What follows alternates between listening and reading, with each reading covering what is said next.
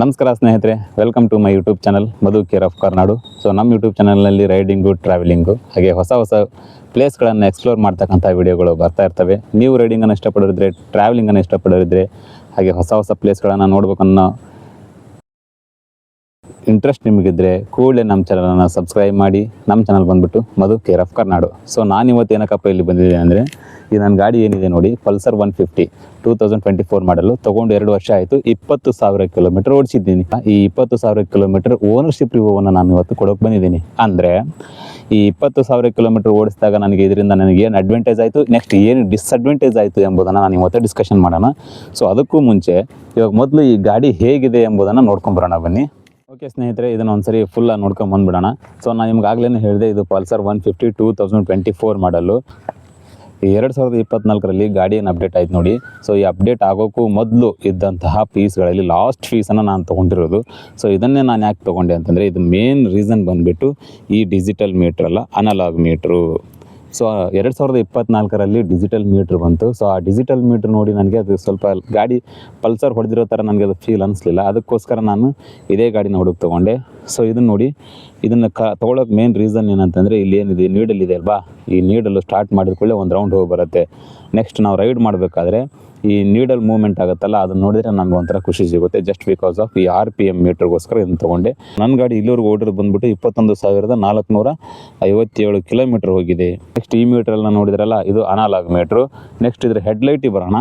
Pulsar 150 ಬೈಕಲ್ಲಿ ಬರೋದು halogen headlight. So halogen headlight ಅಷ್ಟೊಂದು ಅದು ದಾರಿಲಿ ಹೋಗ್ಬೇಕಾದ್ರೆ ಬೆಳಕೆ ಕೊಡಲ್ಲ, ಆ್ಯಕ್ಚುಲಿ ಅದು ಅಷ್ಟೊಂದು ಫೋಕಸ್ ಇರೋಲ್ಲ. ಸೊ ಹೀಗಾಗಿ ನಾನು ಒಳಗಡೆ ಬಲ್ಬನ್ನು ಚೇಂಜ್ ಮಾಡಿ LED ಬಲ್ಬನ್ನು ಹಾಕ್ಸಿದ್ದೀನಿ. ಈ LED ಬಲ್ಬನ್ನು ಹಾಕ್ಸಿರೋದ್ರಿಂದ ನನ್ನ ಗಾಡಿಗೆ ಯಾವುದೇ ಥರನಾದ ಸಮಸ್ಯೆ ಏನಾಗಿಲ್ಲ. ಮತ್ತು ಇವಾಗ ಹಾಕಿಸಿ ನಾನು 8 ತಿಂಗಳಾಯಿತು, ನನಗೆ ಯಾವುದೂ ಸಹ ಪ್ರಾಬ್ಲಮ್ ಬಂದಿಲ್ಲ. ನೆಕ್ಸ್ಟು ಇಂಜಿನ್ ಬಗ್ಗೆ ಬರೋಣ. ಇವಾಗ ಇಂಜಿನ್ ಏನು ನೋಡತ್ತೀರಿ ನೋಡಿ, ಇದು 149.5 cc 4 stroke single cylinder DTSI engine. ಇದು ಲಿಕ್ವಿಡ್ ಕೂಲ್ಡ್ ಇಂಜಿನ್ ಆಗಿದೆ. ನೆಕ್ಸ್ಟ್ ಇದರ ಸೈಲೆನ್ಸರ್ ಪೈಪ್ ಬಂದುಬಿಟ್ಟು ಸೊ ಈ ಥರ ಇದೆ. ಅದರದ್ದು ಸೌಂಡ್ ಹೇಗಿದೆ ನೋಡೋಣ.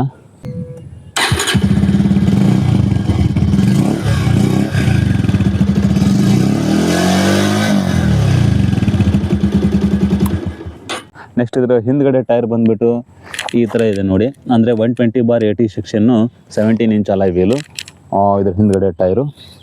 ನೆಕ್ಸ್ಟು ಮುಂದ್ಗಡೆ ಟೈರ್ ಬಂದುಬಿಟ್ಟು 90/90 ಸೆಕ್ಷನ್ನು 17 ಇಂಚು ಅಲಾಯ್ ವೀಲು. ಸೊ ಈ ಗಾಡಿಯ ಗ್ರೌಂಡ್ ಕ್ಲಿಯರೆನ್ಸ್ ಬಂದುಬಿಟ್ಟು 160 mm ಇದೆ, ಅಂದರೆ 160 mm ಇದೆ. ಸೊ ಈ ನೆಕ್ಸ್ಟು ಈ ಗಾಡಿ ಬಗ್ಗೆ ಹೇಳಬೇಕಂದ್ರೆ, ಈ 150 ಪಲ್ಸರ್ ಬೈಕಲ್ಲಿ ನನಗೆ ಸ್ಪ್ಲಿಟ್ ಸೀಟ್ ಸಿಕ್ಕಿದೆ. ಎರಡು ಕಡೆಯೂ ಡ್ಯುಯಲ್ ಡಿಸ್ಕ್ ಬ್ರೇಕ್ ಇದೆ, ಹಾಗೆ ಡ್ಯುಯಲ್ ABS ಇದೆ. ಸೊ ನೆಕ್ಸ್ಟ್ ಇದರಲ್ಲಿ ನಾವು ಈ 20,000 ಕಿಲೋಮೀಟರ್ ಏನು ನಾನು ಓಡಿಸಿದ್ದೀನಿ ನೋಡಿ. ಸೊ ಇದ್ರ ಅಡ್ವಾಂಟೇಜ್ ಎಷ್ಟು ಮತ್ತು ಡಿಸ್ಅಡ್ವಾಂಟೇಜ್ ಏನು ಅನ್ನೋದನ್ನು ನೋಡ್ಕೊಂಬರೋಣ ಬನ್ನಿ. ಇವಾಗ ಅಡ್ವಾಂಟೇಜಸ್ ಅಂತ ತೊಗೊಳ್ಳೋಣ. ಫಸ್ಟಿಗೆ ಅಡ್ವಾಂಟೇಜ್ ತೊಗೊಳ್ಳೋಣ, ಆಮೇಲೆ ಡಿಸ್ಅಡ್ವಾಂಟೇಜನ್ನು ನಾನು ನಿಮ್ಗೆ ಹೇಳ್ತೀನಿ. ಸ್ನೇಹಿತರೆ, ಅಡ್ವಾಂಟೇಜ್ಗಳಲ್ಲಿ ನಾನು ಮೊದಲು ತೊಗೊಳ್ಳೋದು ರೈಡಿಂಗ್ ಪೋರ್ಷನ್ನು. ಸೊ ರೈಡಿಂಗ್ ಪೋರ್ಷನ್ನು ನನಗಂತೂ ತುಂಬಾ ಲೈಕ್ ಆಗಿದೆ. ಆದರೆ ರೈಡಿಂಗ್ ಪೋರ್ಷನ್ನು ನಾನು ಅಂದ್ಕೊಂಡಷ್ಟು ನನಗೇನು ಕಂಫರ್ಟ್ ಆಗಿರಲಿಲ್ಲ. ಅದಕ್ಕೋಸ್ಕರ ನಾನು ಸ್ವಲ್ಪ ಚೇಂಜನ್ನು ಮಾಡಿಕೊಂಡೆ. ಏನು ಚೇಂಜನ್ನು ಅಂತ ಹೇಳಿದ್ರೆ, ಹ್ಯಾಂಡಲ್ ಬಾರ್ನ ಒಂದು ಸ್ವಲ್ಪ ಹೈಟ್ ಮಾಡಿಕೊಂಡೆ. ಈ ಹ್ಯಾಂಡಲ್ ಬಾರ್ ಹೈಟ್ ಮಾಡೋಕ್ಕಿಂತ ಮುಂಚೆ ನನಗೆ ಈ ರೈಡಿಂಗ್ ಪೋರ್ಷನ್ ಯಾವ ಥರ ಇತ್ತು ಅಂದರೆ 50-50. ಅಂದರೆ ಈ ಲಾಂಗ್ ರೈಡ್ ಹೋದಾಗ ಸ್ವಲ್ಪ ಬ್ಯಾಕ್ ಪೇನ್ ಬರ್ತಾ ಇತ್ತು. ಸೊ ಹೀಗಾಗಿ ಹ್ಯಾಂಡಲ್ ಬಾರ್ನ ಹೈಟ್ ಮಾಡ್ಕೊಂಡ್ಮೇಲೆ ಇದು ನನಗೆ 80-20 ಆಗಿದೆ. ಅಂದರೆ 80% ಆರಾಮದಾಯಕವಾಗಿ ನಾನು ರೈಡನ್ನು ಮಾಡ್ಬೋದು. ಇನ್ನು 20% ನನಗೆ ಸ್ವಲ್ಪ ಮೈ ಪೇನ್ ಆಗ್ತದೆ. ಸೊ ಒಟ್ಟಿನಲ್ಲಿ ಹೇಳ್ಬೇಕಂದ್ರೆ riding portion is okay. Next advantage ಬಂದುಬಿಟ್ಟು ಏನಂತಂದರೆ ಸ್ಪೇರ್ ಪಾರ್ಟ್ಸು. ಈ ಗಾಡಿದು ಏನೇ ರಿಪೇರಿ ಬಂದರೂ ಸಹ ಯಾವುದೇ ಅಂಗಡಿಗಳಲ್ಲೂ ನಮಗೆ ಸ್ಪೇರ್ ಪಾರ್ಟ್ಸು ಸಿಗುತ್ತೆ. ನಾವು ಈವನ್ ದೊಡ್ಡ ಸಿಟಿಗೆ ಹೋಗಬೇಕು, ಶೋರೂಮ್ಗೆ ಹೋಗ್ಬೇಕಂತೇನಿಲ್ಲ.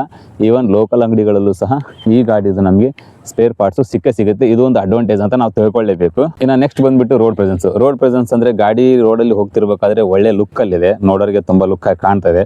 ಎರಡನೇದು ರೋಡ್ ಗ್ರಿಪ್ಪು ತುಂಬಾ ಚೆನ್ನಾಗಿದೆ. ಗಾಡಿನ ಬೆಂಡ್ ಮಾಡಿಯೆಲ್ಲ ಹೊಡೆದಿದ್ದೀನಿ ನಾನು. ಸೊ ನನಗಿದು ಎಲ್ಲೂ ಸಹ ಕೈ ಕೊಟ್ಟಿಲ್ಲ. ಒಳ್ಳೆ ರೋಡ್ ಪ್ರೆಸೆನ್ಸ್ ಇದೆ, ಗುಡ್ ಲುಕ್ಕಿಂಗ್ ಇದೆ. ರೋಡಲ್ಲಿ ಒಳ್ಳೆ ಗುಡ್ ಲುಕ್ ಇರುತ್ತೆ. ಸೊ ಗಾಡಿ ಲುಕ್ಕಿಂಗೇ ಓಕೆ.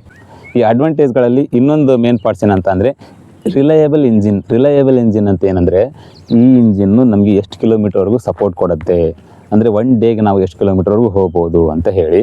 ನಾವು ದೂರ ಹೋಗಬೇಕಂದ್ರೆ ಒಂದೊಂದು ಇಂಜಿನ್ ಮೇಲೂ ಸಹ ಡಿಪೆಂಡ್ ಆಗಿರುತ್ತೆ. ಇದು 150 ಆಗಿರೋದ್ರಿಂದ ನನಗೆ ಇಲ್ಲಿವರೆಗೂ ನಾನು ಹೊಡೆದಿರೋದು 400 ಕಿಲೋಮೀಟರ್ನ ನಾನು ಇದರಲ್ಲಿ ಹೊಡೆದಿದ್ದೀನಿ.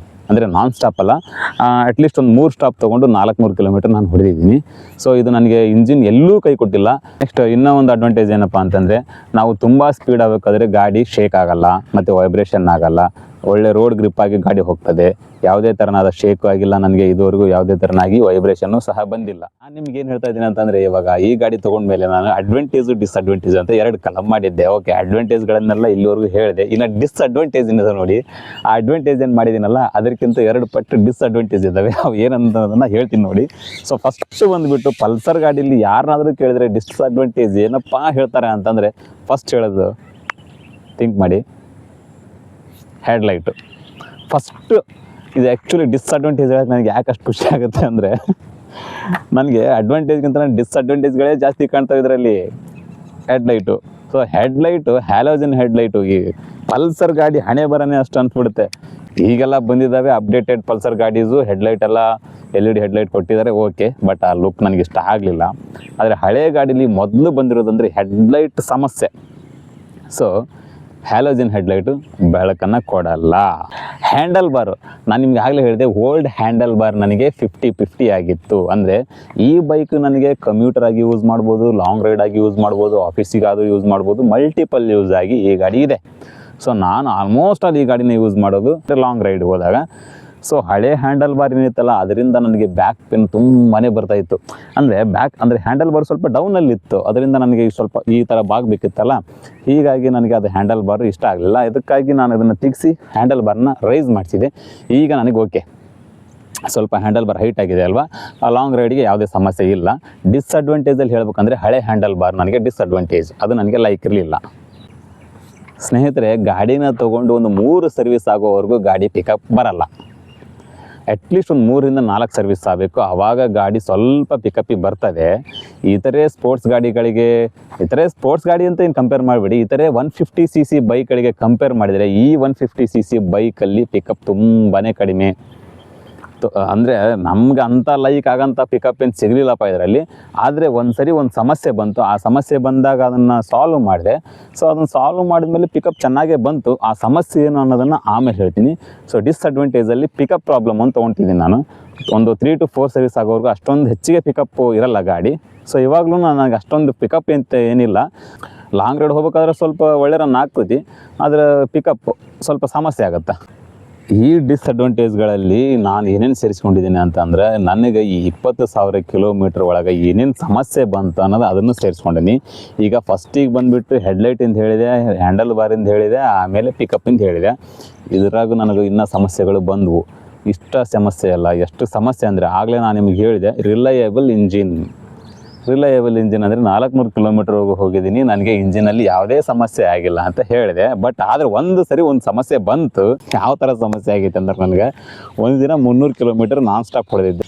300 ಕಿಲೋಮೀಟ್ರ್ ಹೋಗಿ ಬಂದು ಗಾಡಿ ಇಟ್ಟಿನಿ. ಬೆಳಗ್ಗೆ ಎದ್ದು ನೋಡಿದ್ರೆ ಗಾಡಿ ಲೀಕ್ ಆಗ್ತಾ ಐತಿ ಇಲ್ಲೆಲ್ಲ.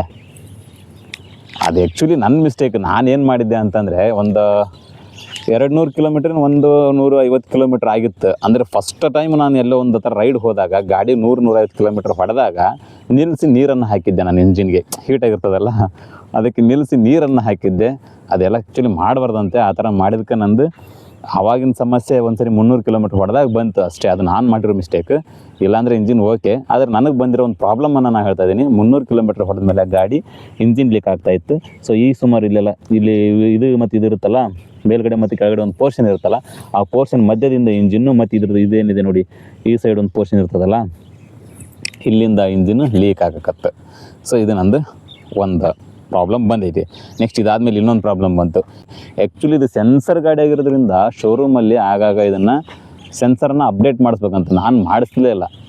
ಅದಕ್ಕಾಗಿ ಇದು ಏನೋ ಒಂಥರ ಸಮಸ್ಯೆ ಬಂತು. ಯಾವ ಸಮಸ್ಯೆ ಅಂದರೆ, ಗಾಡಿ ಎಷ್ಟೇ ಸರಿ ಸ್ಟಾರ್ಟ್ ಮಾಡಿದ್ರೆ ಹೇಳ್ತಾನೆ ಇರಲಿಲ್ಲ, ಹಾಗೆ ಜರ್ಕ್ ಹೊಡಿತಾ ಇರೋದು. ಶೋರೂಮ್ಗೆ ಹೋಗಿ ತೋರಿಸಿದೆ, ನೀವು ಶೋರೂಮ್ ಸರ್ವಿಸ್ ಮಾಡಿಸಿಲ್ಲ ಸರ್. ಅದು ಆ್ಯಕ್ಚುಲಿ ಶೋರೂಮ್ ಸರ್ವಿಸ್ ಮಾಡಿಸಿದರೆ ಗಾಡಿನ ಸೆನ್ಸರ್ ಅಪ್ಡೇಟ್ ಮಾಡ್ತಾರೆ.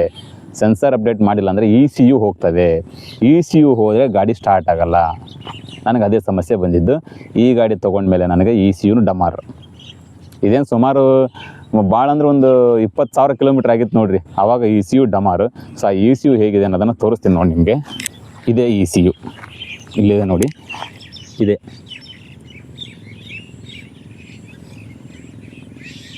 ಈ ECU ನನಗೆ ಹೋಯ್ತು. ಈ ECU ಹೋದ್ಮೇಲೆ ಇದನ್ನು ಹಾಕ್ಸೋಕೆ ನನಗೆ ಎಷ್ಟು ತೊಗೊಂಡ್ರು ಅಂದ್ರೆ 4,000 ತೊಗೊಂಡ್ರು ಬರೀ ಈ ECUಗೆ. ಸೊ ಅಂದರೆ ನಾನು ಏನು ಅಂದ್ಕೊಂಡೆ, ಶೋರೂಮಲ್ಲಿ ಸರ್ವಿಸ್ ಮಾಡಿಸಿದ್ರೆ ಅವ್ರು ಅಪ್ಡೇಟ್ ಮಾಡ್ತಾ ಇದ್ರಿ. ಅವ್ರು ನನಗೆ ಹೇಳಿರೋ ರೀಸನ್ ಇದು, ನೀವು ಶೋರೂಮಲ್ಲಿ ಸರ್ವಿಸ್ ಮಾಡಿಸ್ಲಿಲ್ಲ ಸರ್, ಹೀಗಾಗಿ ECU ಹೋಗಿದೆ, ಬೇರೆ ECU ಹಾಕಿಸಿ ಅಂತ ಹೇಳಿದ್ರು. ಇದಕ್ಕೆ ನನಗೊಂದು 4,000 ತೊಗೊಂಡ್ರು. ECU ಪ್ರಾಬ್ಲಮ್ ಒಂದು ಬಂತು. Next disadvantage battery. ಪಲ್ಸರ್ ಬೈಕಿಂದು ಅಡ್ವಾಂಟೇಜ್ಗಿಂತ ಡಿಸ್ಅಡ್ವಾಂಟೇಜ್ ನೋಡಿ ನನಗೆ ಒಂಥರ. ಬ್ಯಾಟ್ರಿ ಹೆಂಗೆ ಪ್ರಾಬ್ಲಮ್ ಬಂತು ಅಂತ ಹೇಳಿದ್ರೆ, ECU ಏನು ತೊಗೊಂಡಲ್ಲ ನಾನು ನಿಮ್ಗೆ ಆಗಲಿ ಏನು ತೋರಿಸಿದ್ನಲ್ಲ ECU, ಆ ECU ಹೋದ್ಮೇಲೆ ಬ್ಯಾಟ್ರಿನ ಡಮಾರ್, ಬ್ಯಾಟ್ರಿನೇ ಹೋಯ್ತು. ಸೊ ECUಯಿಂದ ಅದಕ್ಕೆ ಕನೆಕ್ಷನ್ ಇತ್ತು, ಬ್ಯಾಟ್ರಿಯಿಂದ ECU ಕನೆಕ್ಷನ್ ಇತ್ತು ನನಗೆ ಗೊತ್ತಿಲ್ಲ. ECU ಹೋದ್ಮೇಲೆ ಬ್ಯಾಟ್ರಿನ ಹೋಯ್ತು. ಬ್ಯಾಟ್ರಿ ಹಾಕ್ಸಿದೆ, ಅದಕ್ಕೊಂದು 2,000. Okay, battery ಡಮಾರ್.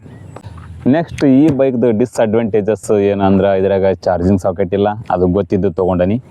Next Bluetooth connection ಇಲ್ಲ, ಅದು ನನಗೆ ಗೊತ್ತಿದ್ದೆ ತೊಗೊಂಡನಿ. ಅದನ್ನು ನಾನು ಡಿಸ್ಅಡ್ವಾಂಟೇಜ್ ಅಂತ ಸೇರಿಸಲ್ಲ.